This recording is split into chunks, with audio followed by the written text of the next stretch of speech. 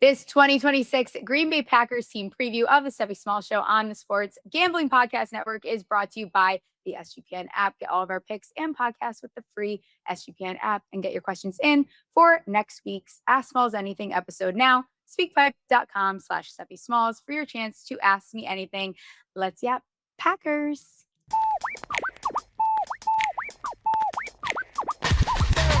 Steffi tugs balls, betting it all on the power bottom falls top drop the football. Like hopes they've been teasing, they're missing the fall season. ACL twisted, bank account freezing, but Smalls cut the shots like some more cool reason.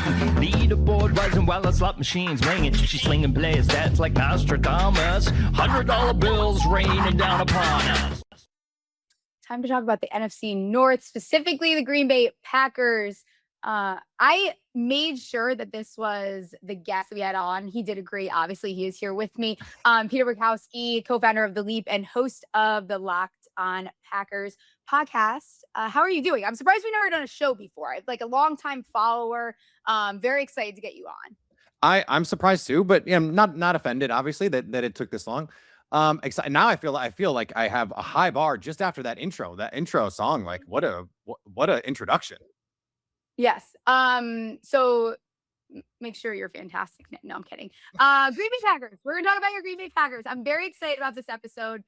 You'll probably figure that out as I think maybe some of the listeners know where I'm gonna go with this, but I think one of my hottest takes of the season involves this team. So excited to kind of dive into that. Yeah. Let's talk about 2025 quickly here. 9-7-1, second in the NFC North. Made the playoffs. We know what happened there with Chicago in the wild card. The less said about that, the better. Right. Yeah. We don't need to go fully into it. We just, there was a lead that might have been blown that maybe didn't need to happen there. Started 5-1-1, finished 0-4. Love had a strong year. The defense was solid overall. Losing Micah was obviously, a little bit of a bummer because you lost him kind of late there. But talk to me about 2025, just like general thoughts of the season. 2025 was a roller coaster, right? Like they start out, Micah Parsons gets traded 4.5 minutes before the season starts. And it's like, let's plan the parade route, right? Like, let's go. It's time for this team to take that step. And they go out and they beat the crap out of the Detroit Lions in week 1. And it's like, okay, this is the team, right?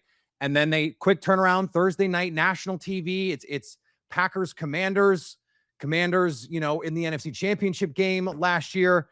And so this is the team. And then it just doesn't, the next month, it's kind of stop. It's not what you were thinking this team could be. Dallas, they played with a freaking tie, Steph. Like, come on, no one wants to do that. They lose to the Browns in Cleveland. That was the famous clip for Rasheed Walker yelling, "Jordan, run," when Myles Garrett beats him so clean. They were a brutal loss to the Panthers when they can't get a stop on Bryce Young late. The Eagles game, I think, was really the low point of the season because the offense just looked like it was stuck in the mud, and it felt like it was Matt LaFleur's fault, and it probably was. And they lose Tucker Kraft. They lose Jaden Reed in there as well. They lose Elton Jenkins in there as well. They lose Zach Tom, their starting right tackle, who's a Pro Bowl caliber player. This team is beat up, and then they go on a run, and they beat the Lions, and they beat the Bears, and they've got the Denver Broncos in Denver down 9 points, second half. They're 9-3-1 at that point. They look like Jordan Love is third in MVP odds. Yes. And their whole life falls apart because Micah Parsons tears his ACL. Christian Watson goes to the hospital. I almost said something else. Evan Williams gets hurt. Zach Tom gets hurt. Everybody gets hurt in that game. Jordan Love gets hurt the next week against the Bears and doesn't play the rest of the season until the playoffs. So injuries really was the story for this team. Yeah. But also, we really only saw the best version of them for like 4 total games of the year. Unfortunately for the Lions, it was 2 games against the Lions. But that's what, if you're going to be bullish on the Packer fans, you point on the Packers this year, you're going to point to that and go, that's the version of the Packers that they can be. And that was not, those not even, were not even fully healthy versions of those Packers teams. So, right. And I think that's the most frustrating part about this team. I mean, obviously, I'm not a Packers fan, but is like you saw the potential and it's like, wow, people that were holding Super Bowl futures before the season started feel pretty good when we start to see those odds move because this team looks like badass. Yeah. And like, no, well, I won't show you the ticket, but I do have a ticket this year for the Packers at like 25-1 because I just like this team last year. I understand they lost that playoff game, and I said that the less said about that, the better. But without Zach Tom, without Micah Parsons, without Tucker Kraft, without Devontae Wyatt, they had a 3-score lead on the road in the playoffs against a team that was overtime away from going to the NFC Championship game. Yeah. And so you just think marginal health improvement. This team is as good as anyone. And I've been saying all offseason stuff to anyone that would listen. The best version of this team is better than anyone else's best in the NFC except LA.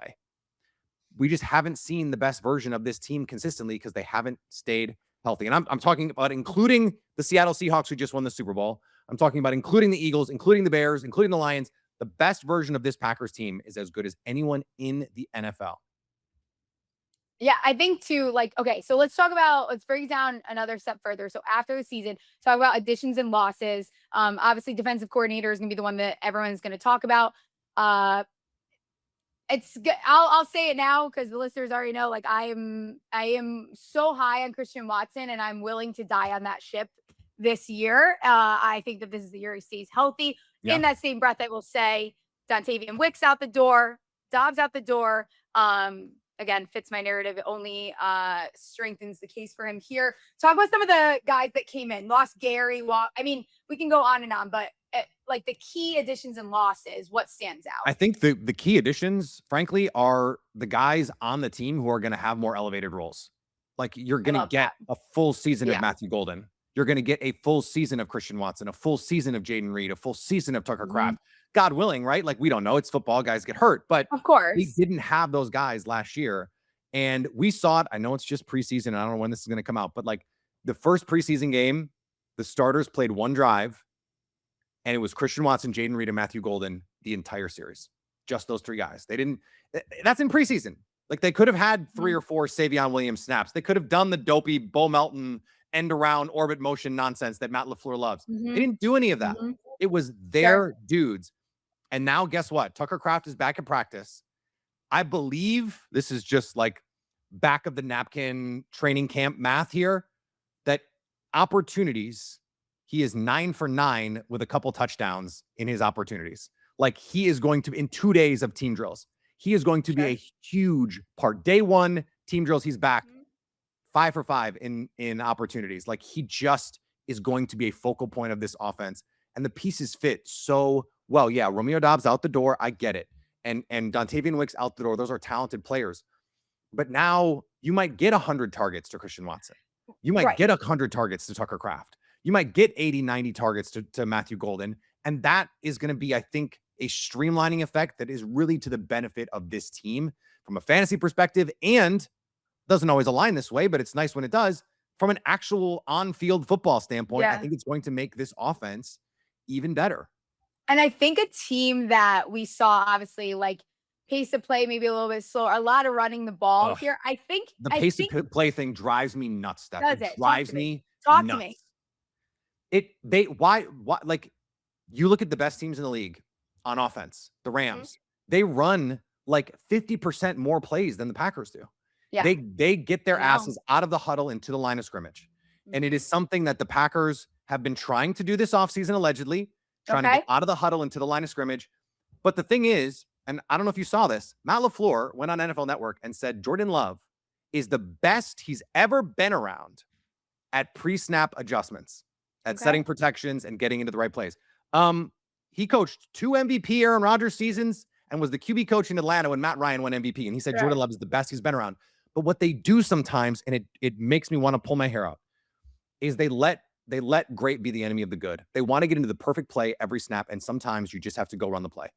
Yeah. And like some speed would benefit them. When you're a good offense, a really good offense, you should be wanting the maximum amount of plays, not the smallest amount. And they let teams take the air out of the ball against them last year. Yeah. And you have to just push tempo. It's why I like seeing Jonathan Gannon in training camp. He's throwing some blitzes out there, some craziness, some stuff that we didn't see from Jonathan Gannon in Philadelphia.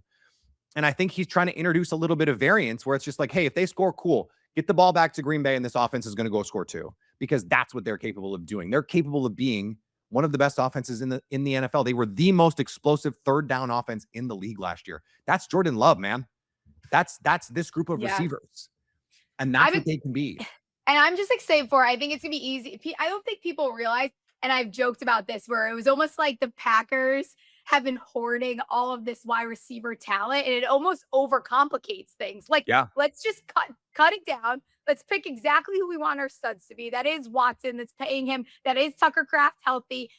We know what our run game is, and maybe I'll ask you a little bit about the Josh Jacobs thing. We'll see where that goes. But like, break it down. Let's break it down into like there not being as many options. And maybe that does work out for them, because now it's like, we know where we're going. Let's make Christian Watson get the targets and the amount of work that we paid him for, because I personally think Christian Watson is like he has the ability to be a top receiver. We just haven't seen that health out of him. So you're telling me we've taken away some of the other like hoopla, right? Like we don't need to throw over here, throw over there. You know where the ball is going now, right? So I think that is only a strength for this offense. They just got to run more plays.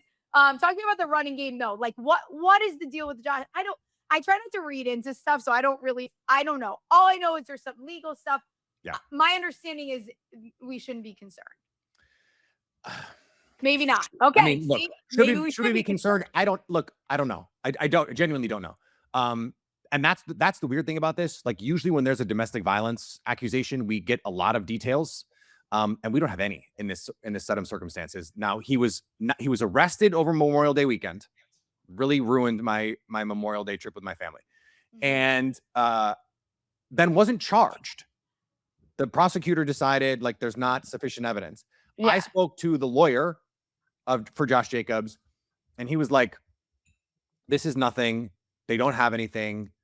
This is gonna be over soon." Like that was his attitude in all of this. Now that's his job. He's a defense attorney, right? Of course, yeah.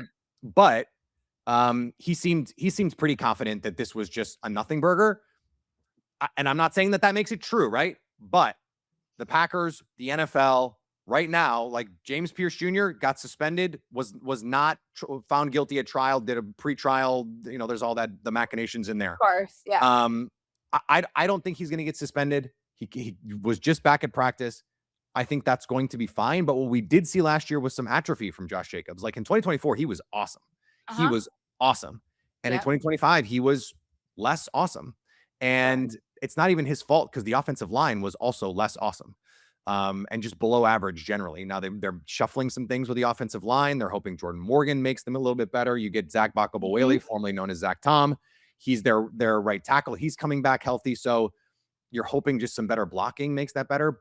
There's also some additions that make you really excited. I mentioned, you asked like, oh, guys coming in, be excited about. Marshawn Lloyd was drafted 2 years ago. He has almost as many combined snaps in the NFL as you and I. So like, it's not great. I wish that were a joke, but it's not. Yeah. And he looks like the same guy we saw at USC. He is twitchy. He is explosive. They think he can do everything in this offense, and he can be a big part of the passing game. He got hurt on a play. And if your listeners like weren't watching Packers Colts in the preseason, I get it. Go find the play. Malik Willis throws a wheel route to Marshawn Lloyd where he looks like, I don't know, very few other receivers in the NFL in terms of just the fluidity catching the ball. Sure. And then explosiveness. Now he rips the hamstring off the bone practically on the play. And so you hope that those injuries, he's had 2 soft tissue injuries or a set of them that has held him back. You hope those are behind him. He's seen multiple specialists. If he can be a part of this run game, it can be really, really fun. And what this offense has really been missing since 2024 is explosiveness in the run game. And if you can get explosiveness in the run game from this version of the offense, the way Matt LaFleur wants to run it, you don't have a way to stop it, because they're just going to be too efficient in the passing game for you to get a handle on this offense. So you mentioned the offensive line. Obviously, like that is going to be one of the questions that I have for you. Like, where is the concern level at as far as this O-line goes, with who we lost, what this looks like? Because the Green Bay Packers have had a very good O-line for, I mean, as long, they're just a team that normally has the good O-line. I don't even have to address it. Like this year, it's like, yeah, there's a couple question marks that now we have to have a little bit of a conversation about. Like, what is the concern level with this O-line? So I mentioned Zach Bakabawele, again, formerly Zach Tom. He changed his name this offseason to honor his grandparents. And he's a Pro Bowl caliber right tackle. Like, if he's back, he's going to be really good. And that's a huge piece because they just haven't had that. Jordan Morgan is replacing Rasheed Walker at left tackle. Okay. That was, I think, something that going into the offseason seemed concerning. And then Rasheed Walker got $4 million, basically like a veteran minimum contract. The NFL thinks that guy's not very good, like just is not very good. And so the bar to clear, I've been saying all offseason on my show, is just don't suck. Like, that's the bar. Yeah. Because they lost that playoff game in large part because Rasheed Walker lost his damn mind in the second half of that game, just forgot how to play football and almost single-handedly sold the game off that. So if Jordan Morgan cannot suck, and I think he can be solid, by the way. Sean Ryan was the center for the second half of last year. He's a former third-round pick, someone they really, really like, a culture guy, a big, nasty, strong, physical dude. They're trying to get more physical along their offensive front. Aaron Banks and Jacob Monk on the guards. That's the question. So Jacob Monk, they thought it was going to be Anthony Belton. It seems like he's now more going to be like a swing tackle for them. Jagger Burton, the 5th-round pick, is right now working instead of Aaron Banks, who's hurt. He's got knee tendonitis. The guard spots are the question mark spots. But I will reiterate something that I've been saying all offseason on Locked On Packers.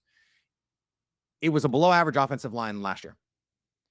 Just getting Bakabawele back and replacing Rasheed Walker with Jordan Morgan means you have the same question mark spots this year as last year, with better tackles and more consistent center play. So if they're the same as last year, guess what? They were a top 5 offense last year in efficiency. EPA per play, DVOA, all the acronyms that the nerds love, that I love. They were good last year with below average offensive line play. So, I mean, what are we worried about? That's the thing. Like, it's not that concerning to me at this point. Yeah. But 1 or 2 injuries, all of a sudden now you're talking about. Sure, like depth starts, but that, a lot of teams can say similar things. So yeah, how many teams actually go 7 deep along the offensive line? I'll tell you, the answer is 0. Which I wish they would, as someone that absolutely adores the offensive line play. But what is then the biggest, before we start looking at some of these bang lines, looking at the fancy stuff, what is the biggest question mark then for this team? Just overall? Yeah. Like, what are you like right now? Like you would say, like, there is a level of concern about going into the season, because I think like this team stays healthy, and like I would love for someone to look me in the eye and say with a straight face that they won't. That, you know what I mean? Like, that's ridiculous. It's just absurd. Every team has to stay healthy, you can't right? do Like that. The two healthiest teams in the NFL last year by adjusted games lost were the Patriots and the Seahawks. Like, you just need to, and the same thing was true last year. Like, the Eagles were super healthy, the Commanders were super healthy. You have to be healthy to have a chance to win the Super Bowl. Yeah, of course. So that's for every team. I would say it's corner. And Keyshawn Nixon and Carrington Valentine were fine when Micah Parsons was on the field, and very less than fine without him on the field. Now, they drafted Brandon Cisse, who, if you've taken a look at Defensive Rookie of the Year awards and odds, he's on the board, a 2nd-round pick. Okay. He's on the board, and I think he's like 5th or 6th on the odds right now. It's a bunch of 1st-round guys and Brandon Cisse. Yes. He is right now the only corner on the Packers defense not rotating. He is a first-team player. So he is, I think, he is someone I was high on, especially people that listen. Like, he is someone that I was high on. Very talented, and he's 20. He played 4 years of college football. He's 20 years old. That is crazy. And he played in the SEC. He's not. He didn't play for our Sisters of Perpetual Sorrow or like in Canada or some nonsense. Like, he played real big boy football. Yeah. And he tackles right away. He studies. He's a worker. Like, all that good stuff. And then they brought in Benjamin St-Juste, who, if you believe in Pro Football Focus grades, was the best zone corner that they graded last year for LA in Jesse Minter's Chargers defense. That's going to have some similarities to what the Packers are going to run with Jonathan Gannon. So I've always thought that he was very underrated. I think that people, like, again, like, I think so too. The average fan is not paying attention to secondaries as much as they probably think they are, but he is someone that has been consistent throughout his career. Not like a game changer by any means, but like, when you have Micah Parsons on your defense, you don't need game changers at corner. Like, think of the corners that the Cowboys have had that have looked better because they've had Micah Parsons, like Deron Bland and Trayvon Diggs, and these guys, like, they've looked better because of Micah. Now, the Packers also have, for my money, the best 3 safety look in the NFL with Xavier McKinney, 2-time All-Pro, Evan Williams, who I think has a chance to be a Pro Bowl caliber player this year, and Javon Bullard, who really came on last year as a slot. He's a sort of safety hybrid nickel player. So they have the infrastructure to mitigate the issues at corner. But I think that's the big thing right now that I'd be most worried about, because in the playoffs, it's about matchups. Like if you got to beat the Rams, can you beat them with the corners that you have defending Puka Nacua and Devontae Adams and Matthew Stafford and Sean McVay? That just it's going to be a tall order, and it doesn't mean they can't do it. And the Rams have to stay healthy too, right? Like they had a quarterback in a back to tank for the first 4 weeks of training camp last year. So like you have to understand the precariousness of their build. But that's the thing to me that would be most concerning, is those corners, which if for no other reason, then it would be good for fantasy. And it might like bump up Jordan Love's numbers. I'm here for it. Like, let's win some shootouts. Let's see them win a game 38-35. That'd be fun. Yeah. Yeah, it would be fun. Before we talk a little bit about the betting lines, the greatest NFL handicapping contest is back and better than ever with 30 million in prizes, 20 million for Circa Survivor, 6 million for Circa Million, and 4 million for Grandissimo. Sign up in Nevada and play from anywhere. Circa Sportsbook now takes Bitcoin. Head to footballcontest.com and use promo code SGPN to get $50 off your proxy fees, and you get 15% off your stay at the Circa with promo code SGP15 for contest weekend, which is coming up very soon. I will be out there. Hope to see everyone there. Before we talk about the betting lines, actually, let's just briefly talk about fantasy. Okay. It's so funny. Sometimes I like to go into ChatGPT because it pulls consensus from like what everyone's yapping about. And I think it's funny to call Matthew Golden a sleeper. I think people don't realize how efficient he was per target last year too. Like what his like ceiling could be feels very much higher than people are realizing. And we found out he's going to be their X receiver. Like he's going to just slide right into the Romeo Doubs role for the Packers that they had last year. And so that means in 2 receiver sets, he's going to be on the field. In 3 receiver sets, he's going to be on the field. And this is something that the fantasy community has been big about over the last couple of years. Like the opportunities when these teams go big, you have to be able to be on the field. And it's going to be Watson and Golden. You're going to sprinkle in some Savion Williams. You're going to sprinkle in some Bo Melton. But for the most part, it's going to be Matthew Golden. And you mentioned the efficiency last year.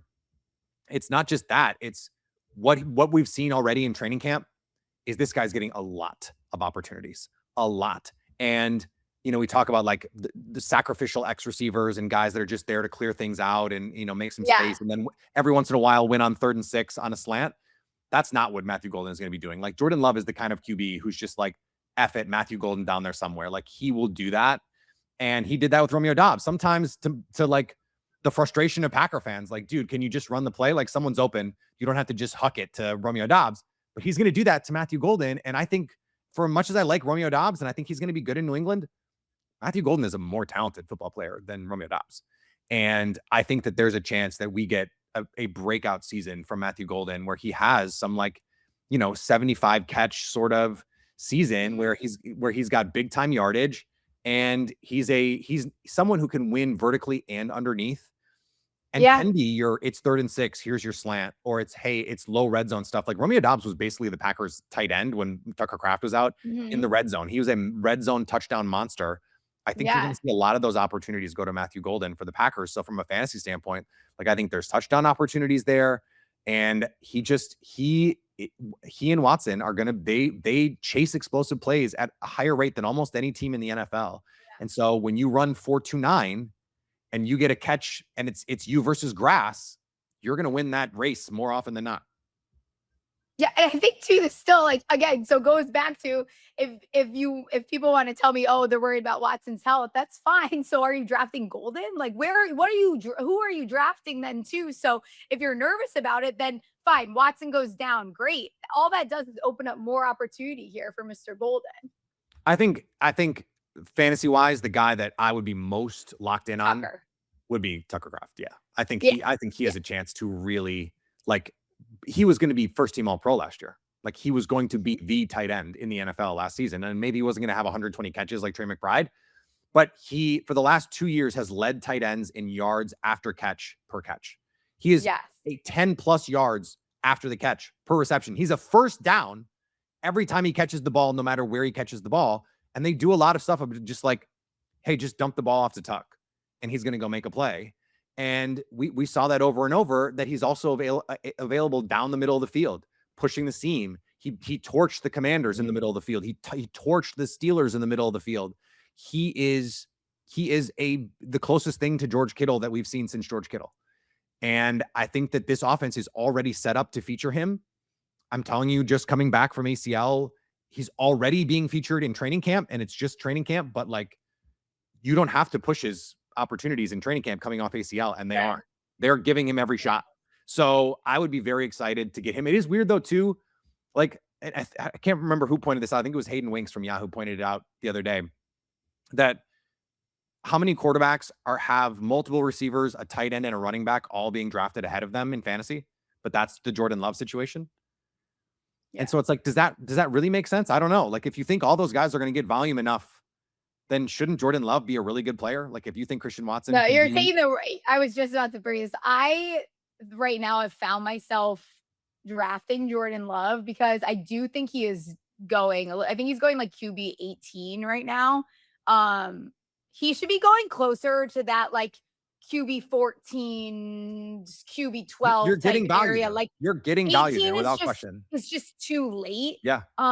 Like, especially if you're someone that likes to stack, like, pick who you want and stack them with Jordan Love, especially if you're someone that's waiting here on quarterback. Like, Jordan Love really should not be going as I think this is going to be the year. And I said this last year. I think like it will be the consensus opinion that he is a top 8 to 10 quarterback. I don't know that it's quite consensus, but I think this is the year that he breaks into that conversation of like, are we sure Justin Herbert is better than Jordan Love? Are we sure Joe Burrow is better than Jordan Love? Like, I think this is the year that we start having those conversations on a more national level, because I think this is going to be a more pass heavy offense. I think they're trying to run more plays, and the no huddle is going to be a counter. You're going to see a lot of teams go to Steph this year, I think, just to like counter 100%. What defenses are trying to do. And I think it's going to make for a much better product for all of us to watch. Like, I think it's just going to make for a lot more fun. It's going to be more like college. Like, hey, let's just run and shoot this baby. Yeah. And gosh, imagine like even last year, but a lot of the emphasis of this show, like a theme of the show, is that this team was not healthy. So if he's got all his weapons healthy, holy, like, let's go. And he got hurt. Crazy? Like, if you just extrapolate healthy Jordan Love, he's at almost 30 touchdowns if he just gets to play the final 3 games of the year. Yeah. So like, if he has 30 touchdowns, it was the same thing in 2024. If he had just been healthy, he was going to be like a 4,000 yard, 30 touchdown guy. If that happens, we're not having these conversations. We're not worried about Jordan Love. Like, come on. So again, if this team is healthy, they're going to be really, really good. And they're going to be really, really good on offense. And the questions are on defense, which from a fantasy perspective is really good for the players on the offense. So I think almost all of their offensive players are undervalued in fantasy right now.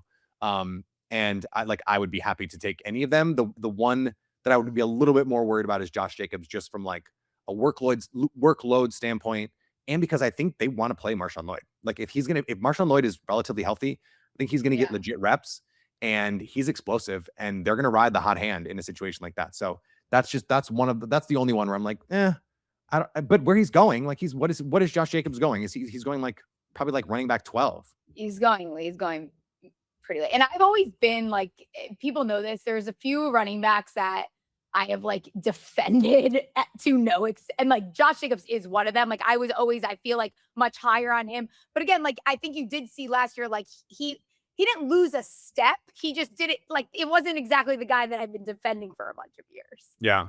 You know, let's see here. Where is he going? I was just trying to look it up. He's going RB. Where are we at here? RB 11 to RB like 18, depending on. Yeah. So I said RB 12. I'm right in the range. Yeah, absolutely. So he might be, and a lot of people, the fantasy trend this year is to go RB early. So if you are someone that like goes RB early and you get to that weird part of the draft, like, I'm still fine taking Josh Jacobs. But yeah, I think he's going to score touchdowns. Like, they give the ball to him in the low red zone as much as, like, in 2024, he was automatic in the low red zone, like inside the 5 yard line. They were like 92% goal to go situations they were converting. And it was Josh Jacobs was the whole reason. He still had a ton of touchdowns last year. It's not like this is a guy who He's Right. not going to give you the like, oh, he had 180 yards and 2 touchdowns. Like he's Yeah. not going to give you that. But like last year, he had 13 touchdowns last year. He had 15 the year before that. Like Yeah. he's a touchdown machine. So that gives him a pretty high floor, I think, and he has a higher floor than some of the guys going ahead of him. Like if he had 13 touchdowns again this year, what are the chances he outscores like Omarion Hampton? I would say probably pretty good. Yeah. Yeah. But Omarion Hampton's 100%. going 2 rounds earlier than him, at Yeah. least 3 Especially rounds if earlier than him. if this team is passing the ball to get down the field a little bit more, and then maybe you're seeing Josh Jacobs start to eat more of Right. that. So maybe that's the way to look at it too. More Maybe we're leads in the second passing the half. ball to get downfield, and Right. then we get down there, and it's like, let's go with what we know. Josh Jacobs. Like I Totally. could see a lot of that. Okay, let's talk about the betting lines quick. I'll run through them. Win total. A little bit funny here, but I've noticed a lot of. I'm not taking too much. Like I'm taking it with a grain of salt. It is set at 9.5. The over is at -127 over on Profit X. Under is +120. To make the playoffs is -150. Miss the playoffs is +125. To win the NFC North is +225. NFC is +900. I know you said you have a 25-1. I'm seeing Super Bowl, somewhere around that 18-1 range. What stands out to you immediately from these numbers? I think we both agree. And I think from anyone listening to the show, like I'm in on this over here. I think this line should have opened up around 10.5. I think health is probably what they're worried about with this team, why we're seeing this. Also, obviously, in a hard division. Where are you at with these lines? I think the 10 and I already have the over in the 9.5. And the division odds have gotten, I think, a little juicier lately. They're also just like if you're into the future week 1 lines, they're now underdogs to the Minnesota Vikings in week 1, and I think that is insane.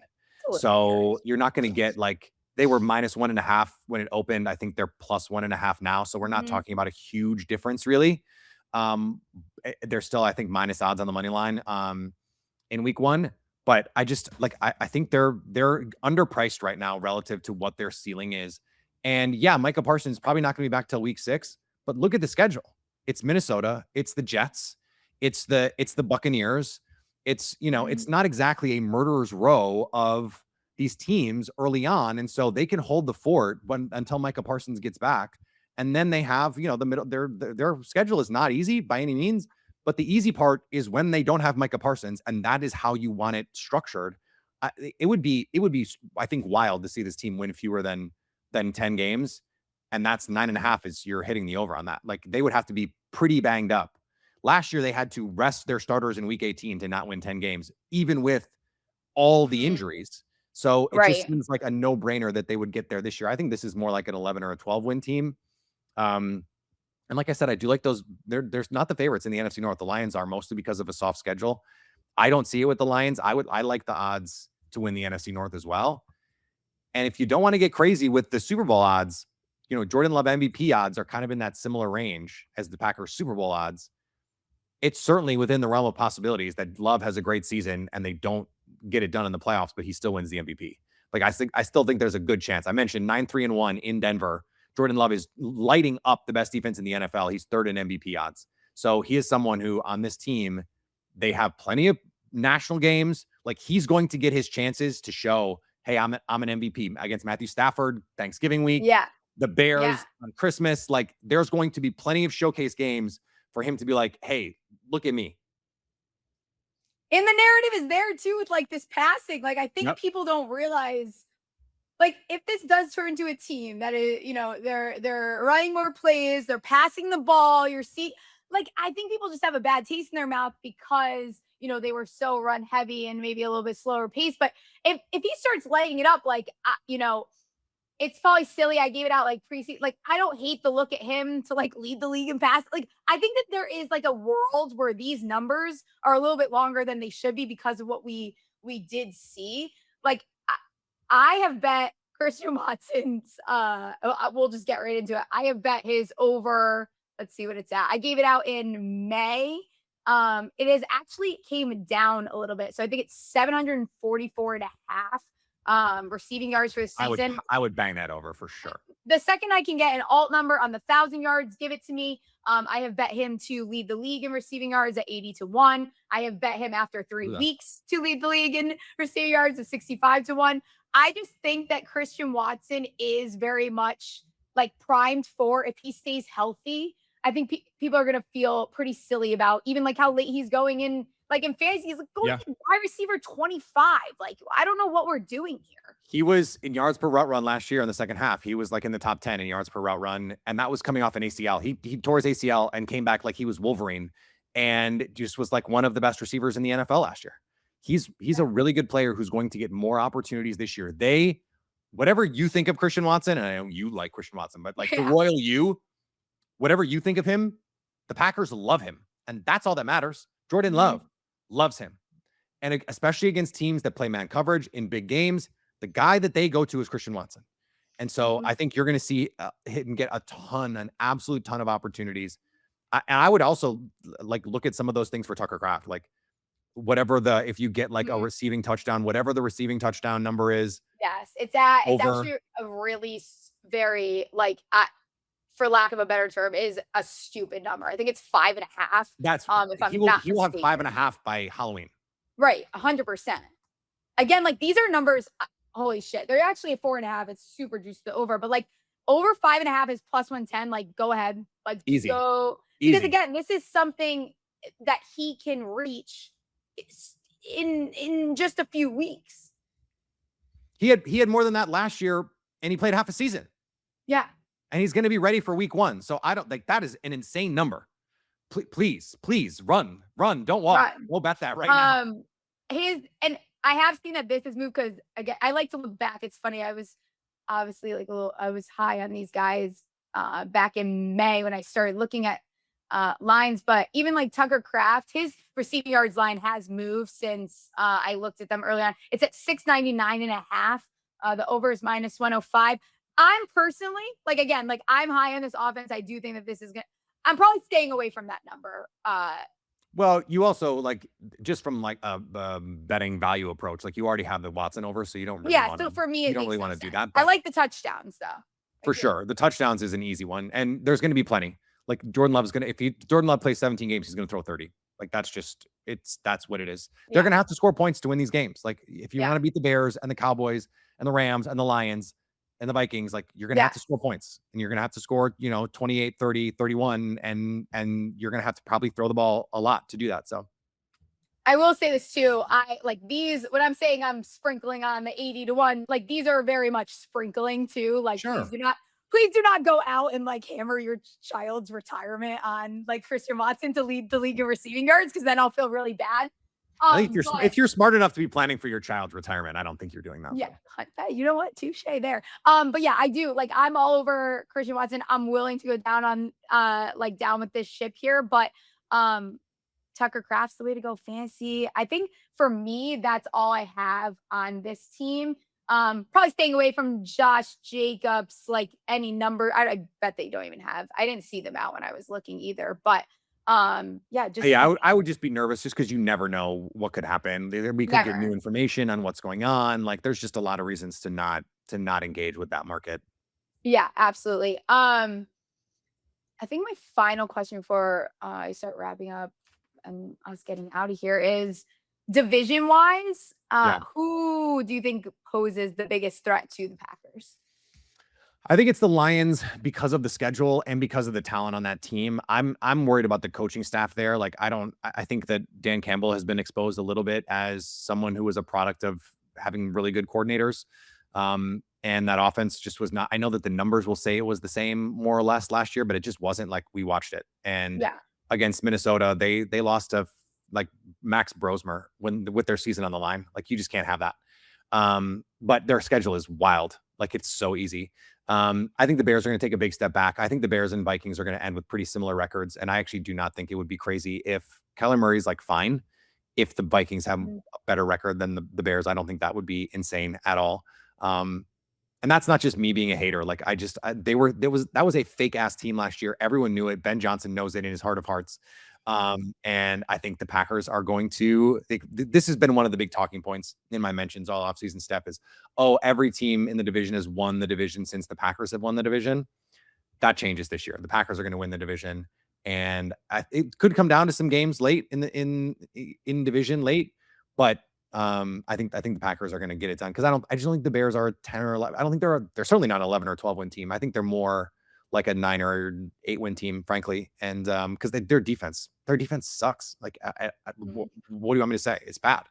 And I've been very amused. All the Bears fans like, oh, Caleb looks so good. Roma Dunze, Colston Loveland. Like, yeah, because you don't have anyone to cover or rush the passer. What do you expect?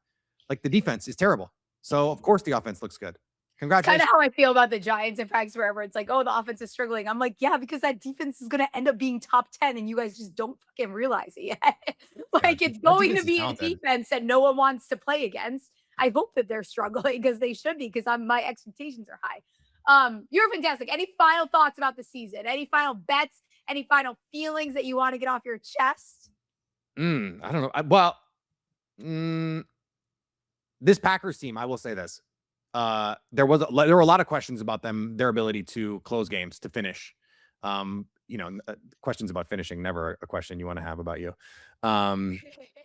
And I think that those were based on one game that people freaked out about. And I just don't think it's really that big a deal. They did not have a problem in 2024. They did not have a problem in 2023 doing that. I don't think it's endemic to this team. I think they caught some bad luck and shit happens, right? Yeah. And I think that they're going to show that this season. I think they're pissed off. And I think that you're going to see a different version of this team this year. And we're not going to be having a conversation about their finishing anymore.